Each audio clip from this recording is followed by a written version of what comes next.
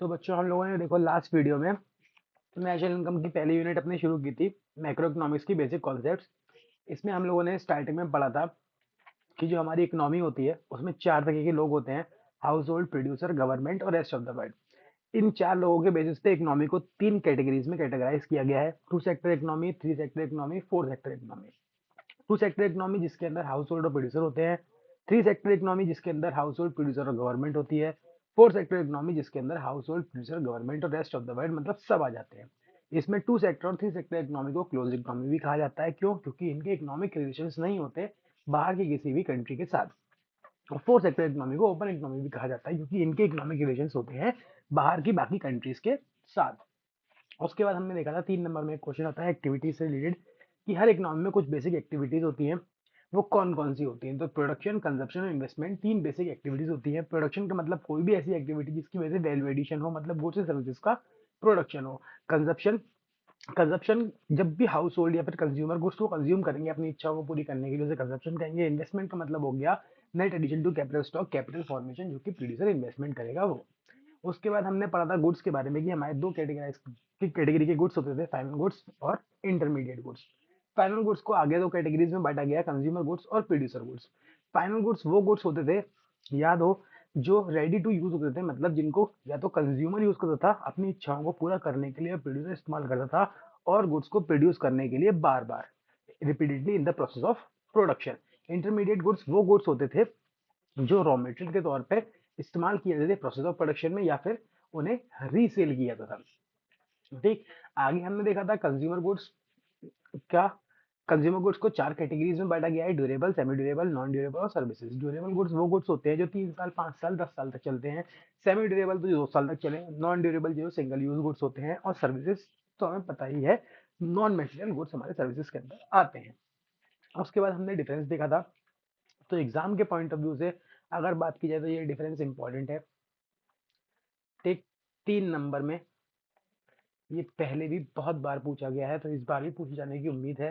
पहले तो डेफिनेशन ही हो जाएगी दोनों की, फिर ट्रांसफॉर्मेशन के बेसिस पे कि फाइनल गुड्स को ट्रांसफॉर्म नहीं किया जा सकता, कैपिटल गुड्स को ट्रांसफॉर्म किया जा सकता है। नेशनल इनकम के अंदर फाइनल गुड्स को इंक्लूड करते हैं और इंटरमीडिएट गुड्स को इंक्लूड नहीं करते हैं।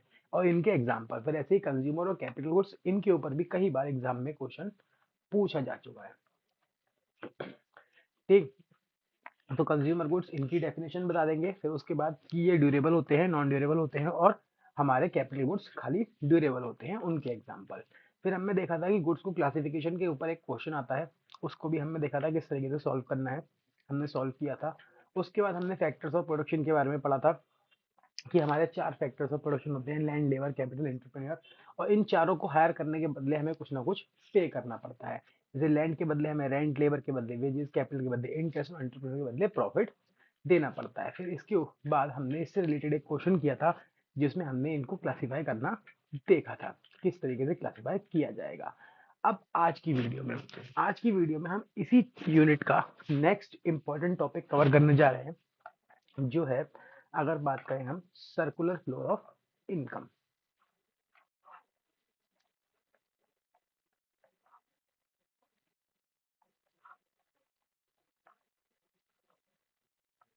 ये टॉपिक एग्जाम में पहले कई बार 4 मार्क्स का पूछा जा चुका है, तो इसको बहुत ही अच्छे से कवर करके जाना है एग्जाम के अंदर। अब सर्कुलर फ्लो ऑफ इनकम होता क्या है, तो इसके लिए हमें इसको हम एक डायग्राम से सीखते हैं। ठीक, कि सर्कुलर फ्लो ऑफ इनकम होता क्या है। देखो, हमने अभी इस चैप्टर में पढ़ा कि हमारी इकोनॉमी में कुछ सेक्टर्स होते हैं, जैसे कि एक होता है हाउस होल्ड सेक्टर और एक होता है हमारा प्रोड्यूसर। ठीक, अब एक बात ध्यान रखनी है, क्या हमारी जो पूरी इकोनॉमिक्स आप पढ़ोगे इस साल, वो टू सेक्टर इकोनॉमी को बेस बांध के पढ़ाई जाती है आपको। ठीक, तो इसमें हमारे दो ही सेक्टर सर्कुलर फ्लो में आपके में है, सिलेबस में होता थ्री सेक्टर और फोर सेक्टर में भी है, लेकिन वो आपके सिलेबस में नहीं है, तो आपको खाली टू सेक्टर में इसको कवर करना है। अब ये होता है, इस अब दो सेक्टर्स हो गए हमारे: हाउस होल्ड और हमारा प्रोड्यूसर। अब है क्या, हाउस होल्ड सेक्टर से हमारे प्रोड्यूसर सेक्टर के पास कुछ चीजें जाएंगी। क्या क्या जाएंगी, जो हम पीछे पढ़ के आए, फैक्टर सर्विसेज। कौन कौन सी, लैंड, लेबर, कैपिटल और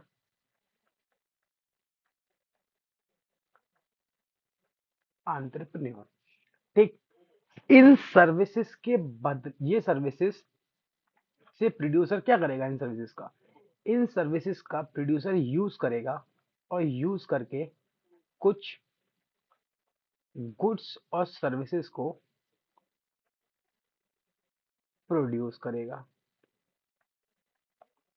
ठीक, इन सर्विसेज को यूज करने के बदले अब जो प्रोड्यूसर है वो हाउस होल्ड सेक्टर को कुछ फैक्टर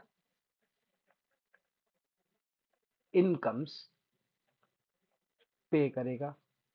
जैसे लैंड के बदले रेंट, लेबर के बदले वेजेस, कैपिटल के बदले इंटरेस्ट और एंटरप्रेन्योर को प्रॉफिट मिलेगा। ठीक, अब हाउस होल्ड के पास आ गए पैसे। मान लो ये हो तुमने काम किया, तुम्हारे पास पैसे, तुमने कहा चांदी चांदी है, अब तो क्या करना है, नोट उड़ाने हैं, खर्च करने हैं। तो अब हाउस होल्ड क्या करेगा, house hold in goods and services को जो ये बना के आया था, इन गुड्स एंड सर्विसेज को हाउस होल्ड प्रोड्यूसर से परचेज करेगा।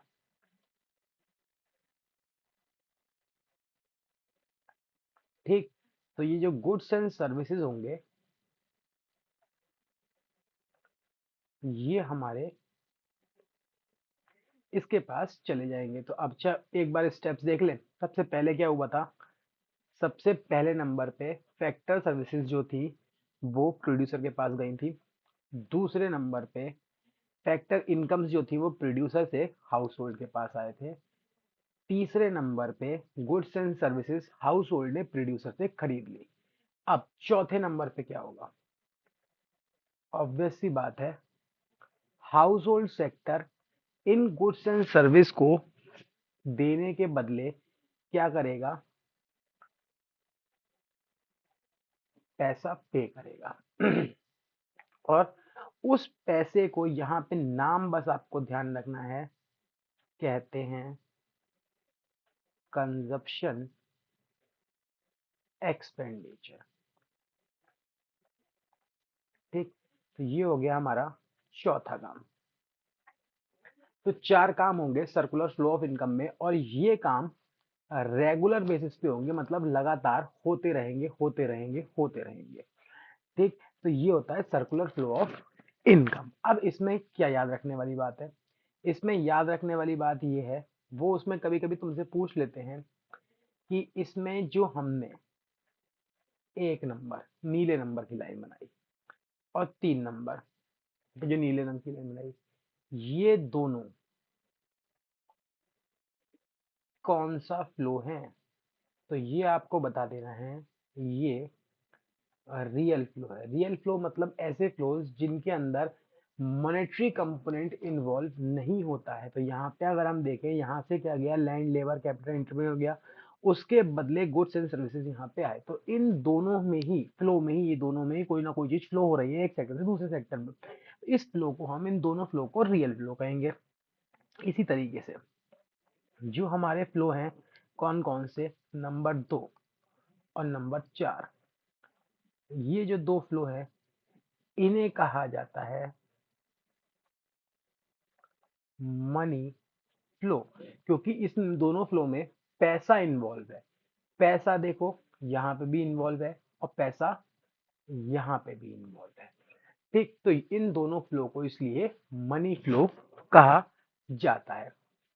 अब और क्या कहा, और क्या चीज है इसमें जो एग्जाम में पूछ सकते हैं, तो एग्जाम में ये हो सकता है तुमसे पूछ लिया जाए कि ये जो टेक प्लेस हो रहा है गुड्स का और रुपए का, ये कहाँ पे हो रहा है, तो बता देना है ये टेक प्लेस होता है हमारा प्रोडक्ट मार्केट में।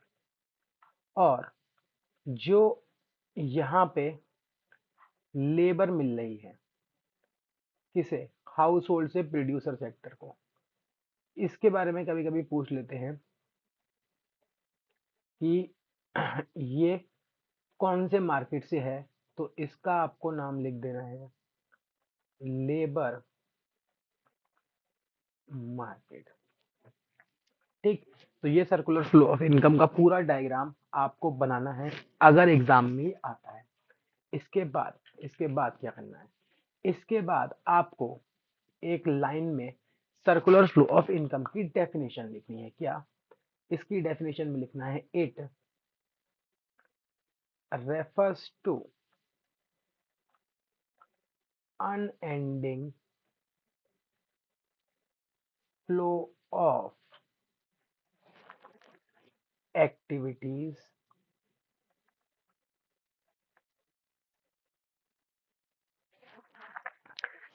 of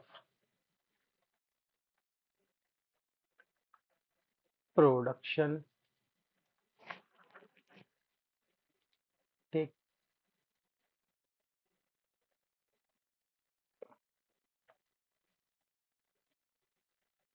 income generation and expenditure in different sectors of a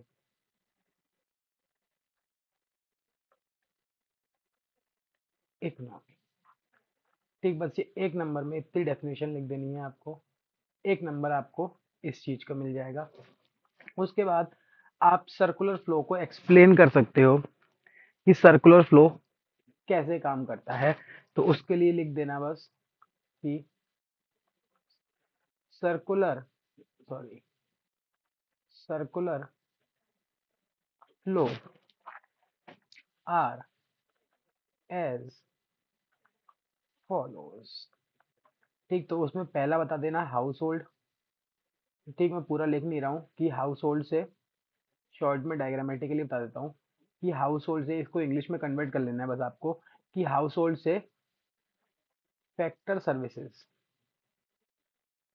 जो हैं वो प्रोड्यूसर के पास जाएंगी। दूसरे पॉइंट में एक्सप्लेन कर देना है कि जो फर्म्स हैं, मतलब प्रोड्यूसर है, वो क्या करेगा, हाउस होल्ड को फैक्टर पेमेंट पे करेगा और उसके बदले हाउस होल्ड फर्म में गुड्स और सर्विसेज को बनाएंगी। ठीक, उसके बाद इसमें लिख देंगे कि फिर इन गुड्स एंड सर्विसेज को खरीदने के लिए हाउस होल्ड अपना सारा पैसा खर्च कर देंगे। बस आपको इतनी अंग्रेजी लिख देनी है और आपका काम हो जाएगा। चलो, ये निपटा। अब इस सर्कुलर फ्लो के कुछ अजम्पशंस होते हैं। वैसे तो लॉन्ग में आएगा नहीं, अगर 3 नंबर में आए तो आप उतना लिख देना, और अगर लॉन्ग में आता है तो आपको इसके अजम्पशंस को लिखना पड़ेगा। जैसे क्या, पहला assumption, there are only 2 sectors, जो हम मान के चल रहे थे कि 2 ही सेक्टर हैं। तीसरा,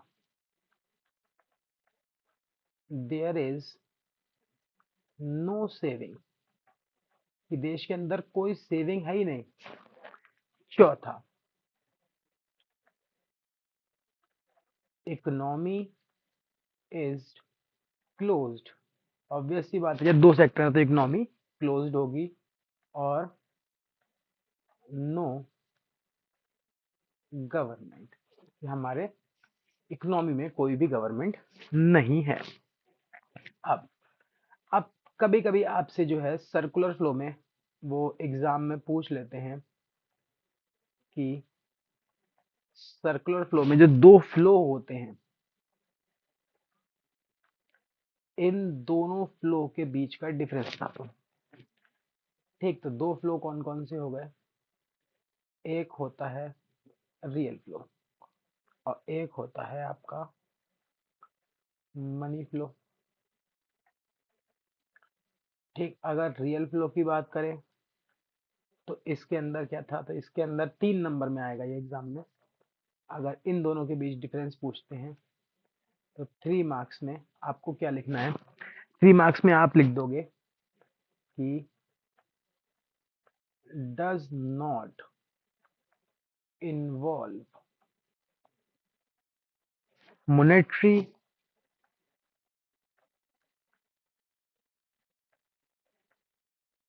कंपोनेंट, और इसमें लिख दोगे डज इन्वॉल्व मॉनेटरी कंपोनेंट। ठीक, इसी तरीके से दूसरा डिफरेंस लिख देंगे।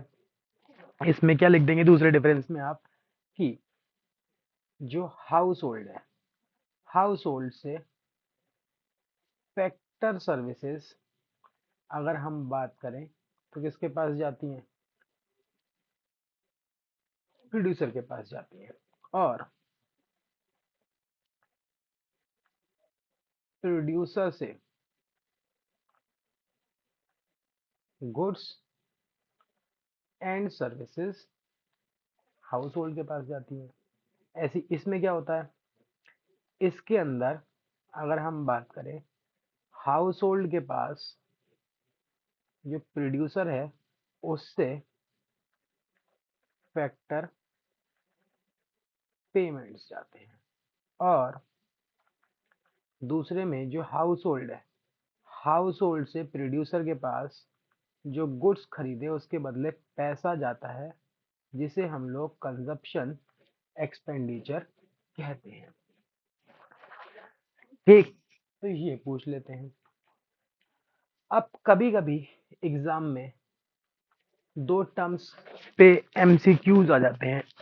किस किस पे?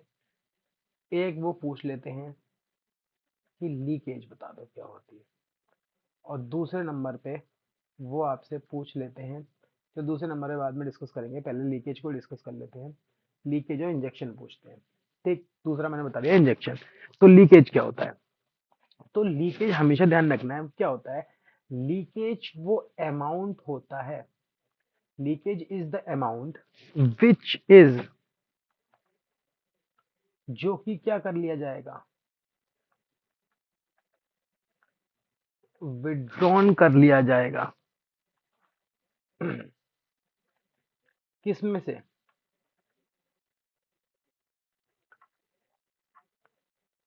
From circular flow of income. अब लीकेज 3 तरीके से हो सकती है।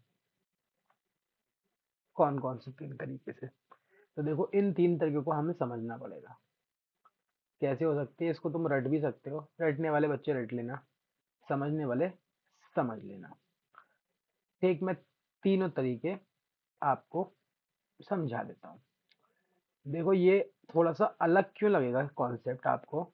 ये अलग इसलिए लगेगा क्योंकि इस कॉन्सेप्ट के अंदर अब आपके 2 सेक्टर नहीं रहेंगे। लीकेज और इंजेक्शन जो हैं वो 3 सेक्टर मॉडल पे या 4 सेक्टर मॉडल पे काम करते हैं। तो हम अपना 3 सेक्टर मॉडल बना लेते हैं। हाउस होल्डर प्रोड्यूसर हो गए, एक तरफ गवर्नमेंट ले लेते हैं, एक तरफ रेस्ट ऑफ वर्ल्ड ले लेते हैं। अब हमने क्या पढ़ा? हमने पढ़ा हाउस होल्ड से प्रोड्यूसर के पास factor services, land, labour, capital और एंटरप्रेन्योर जाते हैं। उसके बदले, ठीक, प्रोड्यूसर से फैक्टर पेमेंट, ठीक, रेंट, वेजेस, इंटरेस्ट और प्रॉफिट, ये हाउस होल्ड सेक्टर के पास जाते हैं। ठीक, अब देखना, यहाँ पे खेल हो जाएगा। क्या खेल हो जाएगा? यहाँ गुड्स बन चुके हैं, ठीक, अब दो सेक्टर मौजूद है।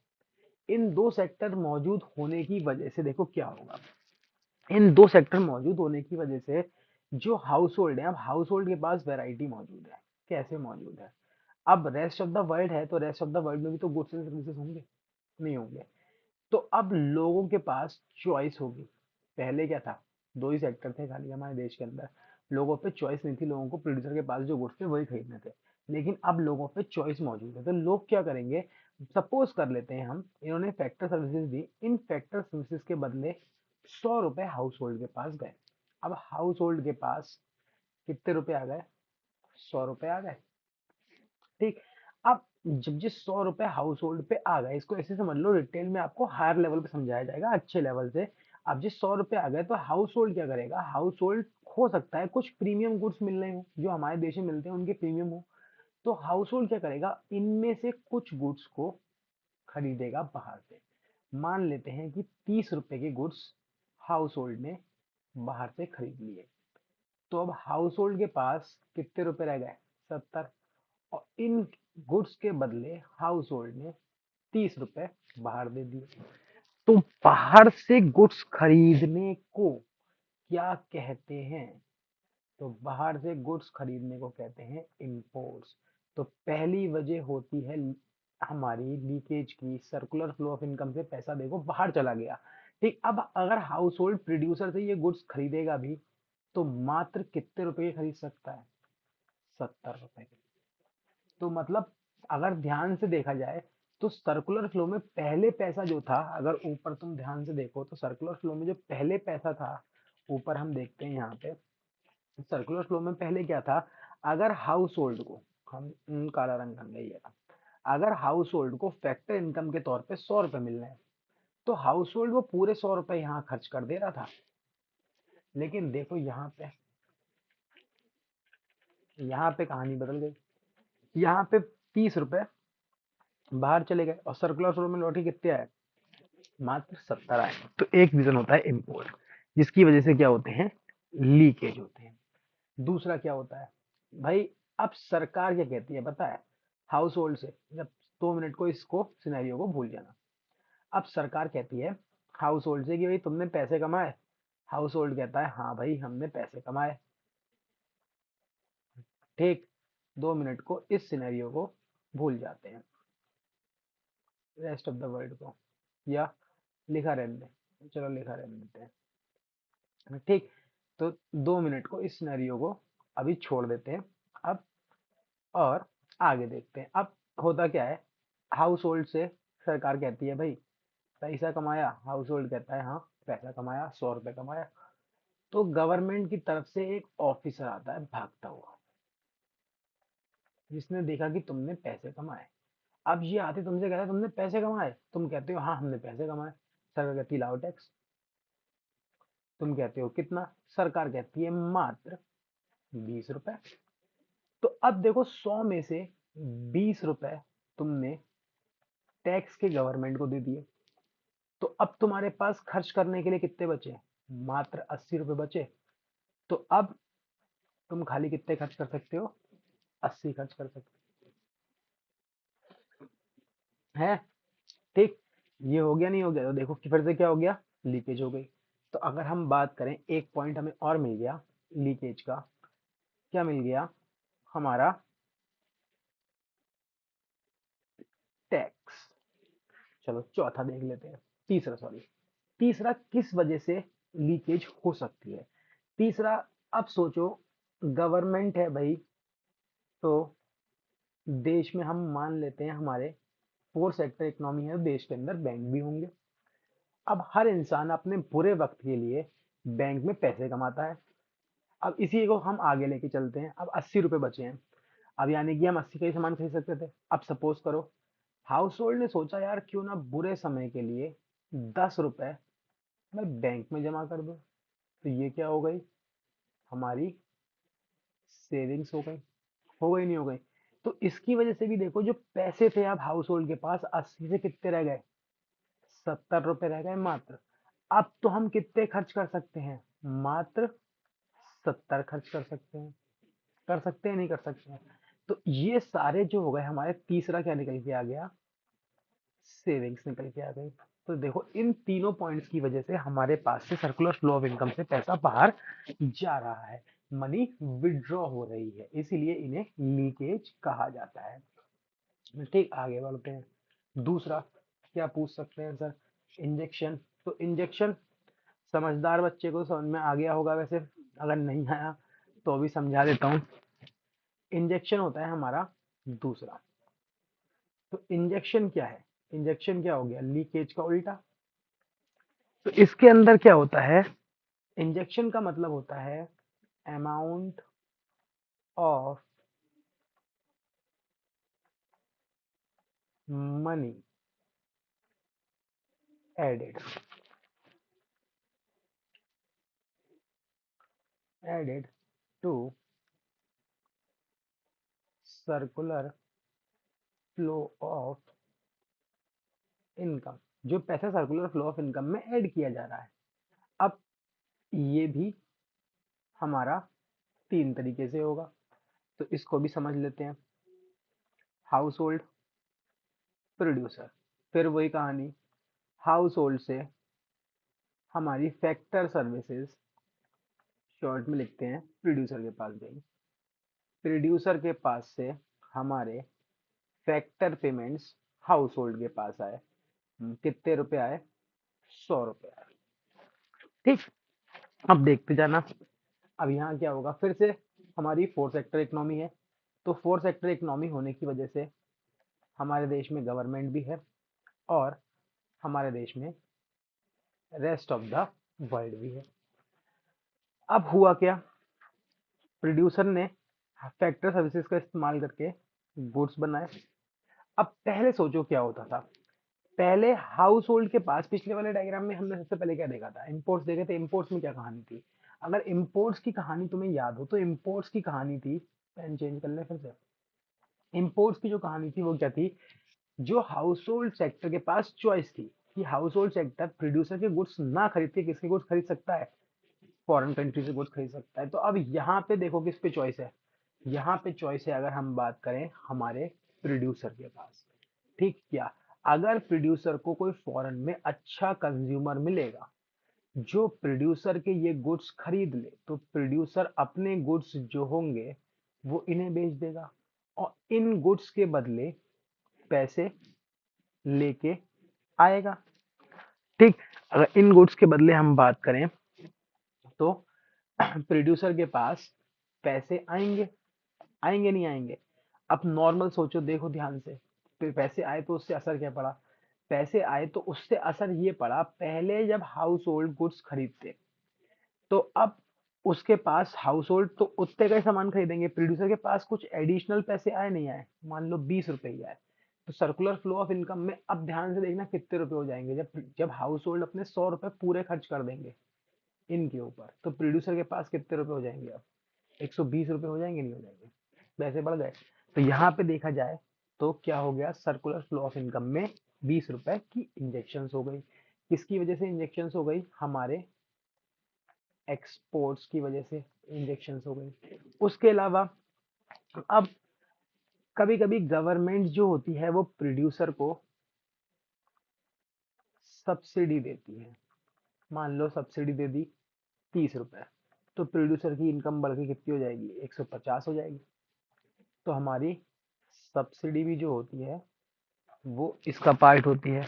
चौथा, हो सकता है जो प्रोड्यूसर है वो कहीं और इन्वेस्ट कर दे, मतलब उसके पास अब ऑप्शन है, हो सकता है वो कहीं पे जमीन खरीदे और उस जमीन पे नई फैक्ट्री वगैरह लगा दे, तो अभी सर्कुलर ना इन्वेस्टमेंट, सॉरी ये नहीं चलेगा, इन्वेस्टमेंट गलत हो गया, point of view, sorry sorry sorry. अब दूसरा क्या है, रेस्ट ऑफ द वर्ल्ड खुला हुआ है, जब रेस्ट ऑफ द वर्ल्ड खुला हुआ है तो कैपिटल, जो फैक्टर सर्विसेज में अगर हम बात करें, एक चीज थी हमारी कैपिटल, जो कैपिटल हम बाहर से लेके आ रहे थे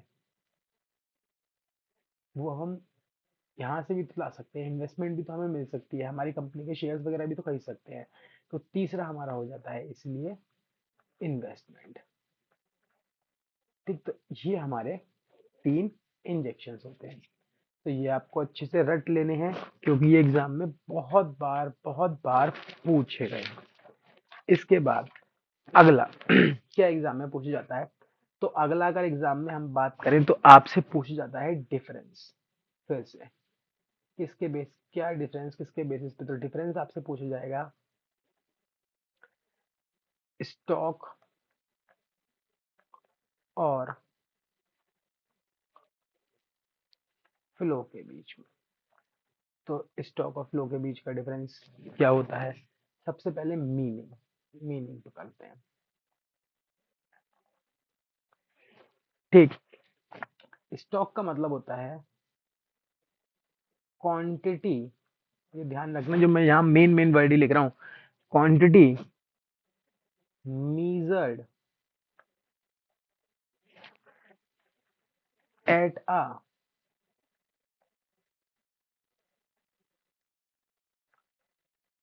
particular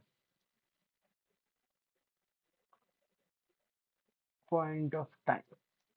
ठीक, तो कोई भी ऐसी क्वांटिटी, मतलब कोई भी ऐसी चीज जिसको आप मीजर कर सको, कब, एक पॉइंट ऑफ टाइम पे। पॉइंट ऑफ टाइम मतलब अभी या कल दिन में कभी भी, वो हमारा पॉइंट ऑफ टाइम कहलाएगा। जैसे फॉर एग्जांपल, अगर हम इस समय ये पूछे कि इस समय रात के 12 बजे करेक्ट, 12 बजे तुम्हारी जेब में कितने रुपए हैं। ठीक, तो ये हमारा पॉइंट ऑफ टाइम पे निकाला जा रहा है। ठीक, फ्लो क्या होता है, फ्लो वो क्वांटिटी होती है, क्वांटिटी मीजर्ड, इसमें भी मीजर्ड ही कर देना, measured for measured over a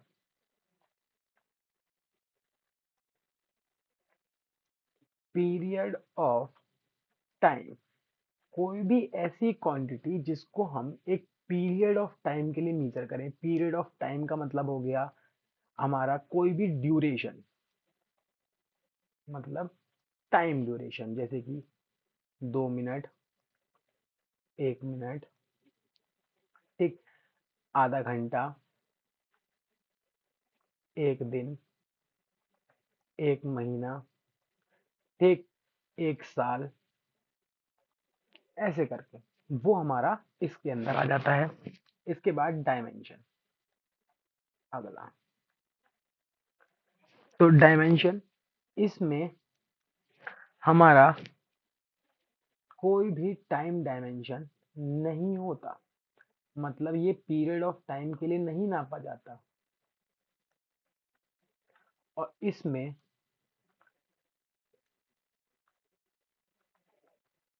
time dimension होता है। अगला एनएनपीएफसी, नेशनल इनकम।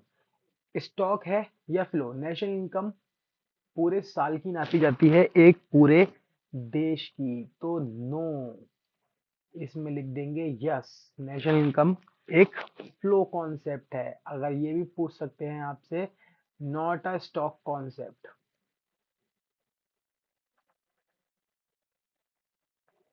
ठीक, और यहाँ पे आ जाएगा फ्लो कॉन्सेप्ट।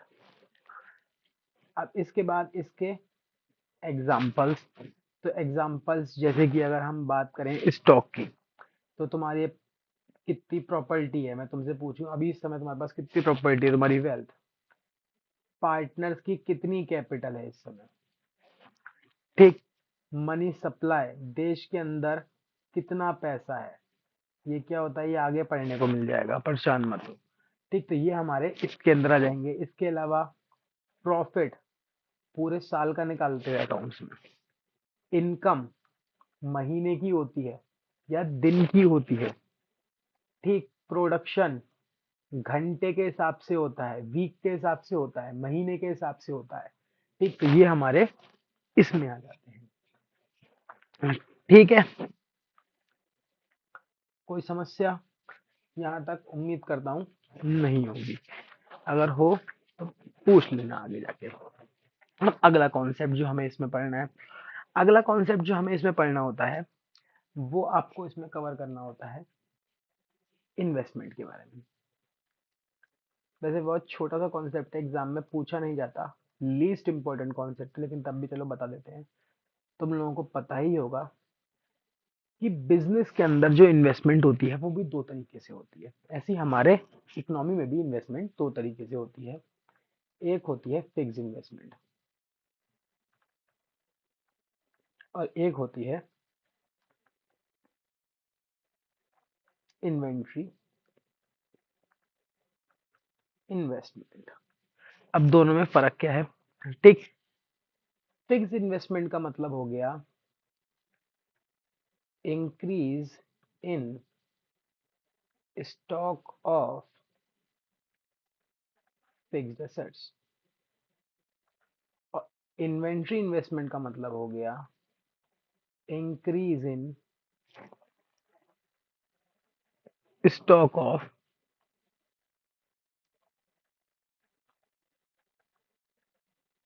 इन्वेंट्री। ठीक, ड्यूरिंग अ ईयर, या इंक्रीज या डिक्रीज। ठीक, यहाँ पे भी इंक्रीज या डिक्रीज ड्यूरिंग अ ईयर, और ये भी ड्यूरिंग अ ईयर। अब मैं ड्यूरिंग अ ईयर क्यों लिखा रहा हूँ? क्योंकि पूरे साल की बात हो रही है, तो ये कैसे कॉन्सेप्ट हो जाएंगे हमारे, फ्लो कॉन्सेप्ट हो जाएंगे, एग्जाम पर उसमें एमसीक्यूज में पूछा जा सकता है आपसे। ठीक, इसके बारे में इतना ही बहुत है। इसके बाद अगर बात करें अगला जो टॉपिक इम्पोर्टेंट लगता है एग्जाम के पॉइंट ऑफ व्यू से, वो है डेप्रिसिएशन। तो डेप्रिसिएशन अकाउंट्स वाले बच्चों को तो पता ही होगा क्या होता है। डेप्रिसिएशन का मतलब हो गया एक, क्या, loss of value of fixed assets. ठीक, ऑन अकाउंट ऑफ, मतलब क्या है? डेप्रिसिएशन मतलब ऐसे समझ लो जैसे कि तुमने मोबाइल फोन खरीदा, आज तुमने नया नया मोबाइल फोन खरीदा। ठीक, कितने का? 10 लाख रुपए का। अब तुमने ये मोबाइल फोन चलाया चलाया चलाया, 2 साल बाद तुम्हारा जो मोबाइल फोन होगा उस पे थोड़े बहुत स्क्रैचेस स्क्रैचेस आ गए होंगे। ठीक, साइडों से घिस गया होगा, पेंट उतरने लगा होगा। ठीक है, होने लगा नहीं होगा, बैटरी थोड़ी सी वीक हो गई होगी, हो गई होगी नहीं हो गई होगी। एंड्रॉयड का वर्जन जो है, टेक्नोलॉजी पुरानी हो गई होगी, तो इस पे स्क्रैचेस देखने को मिल रहे हैं हमें। ठीक है, अगर हम बात करें स्क्रैचेस के अलावा, कहीं कहीं से चटक अगर गिर जाएगा बाई चांस, तो एक्सीडेंटल डैमेजेस देखने को मिलेंगे तुम्हें। और अगर ऐसा नहीं होगा तो हो सकता है इसकी टेक्नोलॉजी ओल्ड हो गई हो। ऑब्वियस सी बात है, टेक्नोलॉजी इसकी ओल्ड हो चुकी होगी। तो अब मैं ये तुमसे पूछ रहा हूँ, क्या 2 साल बाद भी इसकी कीमत 10 लाख रुपए ही होगी? नहीं होगी। कितनी रह जाएगी? मान लो 3 लाख। ठीक है, चलो 4 मान लो। ठीक, कुछ भी मान लो यार, कुछ कोई दिक्कत नहीं है। 3 ही मान लो, मान लो 3 लाख रह गई। तो अब इसकी कीमत कम हो गई, कितने से कम हो गई? अगर कहें तो 7 लाख से कम हो गई। तो ये 7 लाख रुपए से जो कीमत कम हुई, ये 7 लाख रुपए से कीमत कम होना हमारे लिए डेप्रिसिएशन कहलाता है। ऐसे ही आपकी कार, ठीक है, आपका लैपटॉप या कोई भी और इक्विपमेंट जो आप यूज करते हो, फिक्स्ड एसेट्स पे डेप्रिसिएशन लगता ही लगता है। ठीक, ऑन अकाउंट ऑफ, इसका मतलब क्या है? ऑन अकाउंट ऑफ मतलब क्यों लगता है। तो डेप्रिसिएशन क्यों लगता है, तो तीनों वजह आपने यहाँ पे लिख ली। पहली वजह हमारी नॉर्मल वियर और टीयर, मतलब हम फोन वगैरह को यूज करते हैं तो उस पे स्क्रैचेस वगैरह लग जाते हैं, जिसकी वजह से वो ऐसा हो जाता है। बाई चांस से अगर गिरा जाता है तो एक्सीडेंटल डैमेजेस की वजह से, या फिर हमारी टेक्नोलॉजी जो पुरानी हो गई, तो इसे कहते हैं एक्सपेक्टेड ऑब्सोलीसेंस। ठीक, एक्सपेक्टेड ऑब्सोलिसेंस। ऑब्सोलिसेंस का मतलब एक तरीके से ले सकते हो आप कि न्यू इनोवेशन या फिर न्यू टेक्नोलॉजी। ठीक, ये होता है। अब ऑब्सोलिसेंस या तो इन वजह से होता है या फिर चेंज इन डिमांड की वजह से होता है। ये चीज आपको ध्यान रखनी है। ठीक, अब ये डेप्रिसिएशन का मुद्दा था। इससे ही जुड़ा हुआ एक मुद्दा और होता है, अनएक्सपेक्टेड ऑब्सोलिसेंस। ये क्या होता है सर? अनएक्सपेक्टेड ऑब्सोलिसेंस का मतलब हो गया जब कभी भी जो फॉल है, ठीक, in value of fixed assets due to, किसकी वजह से हो? नेचुरल क्लेमिटीज की वजह से,